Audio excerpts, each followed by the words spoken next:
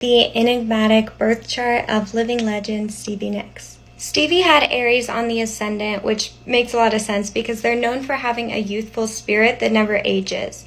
It's also considered pretty fortunate because of the fact that it sets up the houses in alignment with the natural zodiac. But when I tell you this chart was destined for fame and success. Chart ruler Mars falling in Virgo, conjuncting the part of fortune in the 5th house. Part of fortune placement like this, it's very obvious that her chart just literally wanted her to express herself and she was going to be well off. But there's plenty more where that came from. Stevie has a beautiful aspect, her moon in Capricorn conjunct her midheaven. Definitely indicative of someone who will be known for their art, their creativity, specifically music. But actually, one of the key themes of her chart is, in my opinion, the heartbreak that she experienced with her bandmate. This very prominent moon placement is in opposition to Venus and Cancer in the 3rd house. This is definitely a romantic, but this is also someone who will experience some level of heartache in their life. But the divine purpose is so strong behind this because the pain that she experienced from her heartbreak happening down at the IC ended up propelling her into making art about it, moon on the midheaven, and that music was actually some of the most successful music that the band ever made. Even more so when we consider that it was forming a T-square with other planet of creativity and media, Neptune. But we see this sense of loss and heartache all over her chart. South Node conjunct Chiron in Scorpio. South Node in the 7th house. Juno in Pisces in the 12th.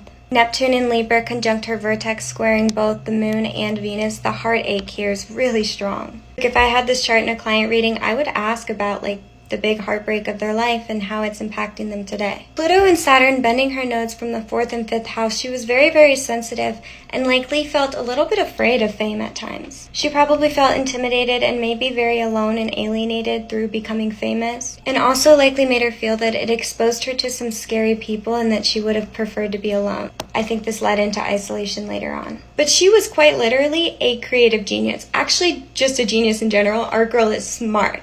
But this Mercury-Uranus conjunction in Gemini in the 3rd house with Venus there too, musical brilliance.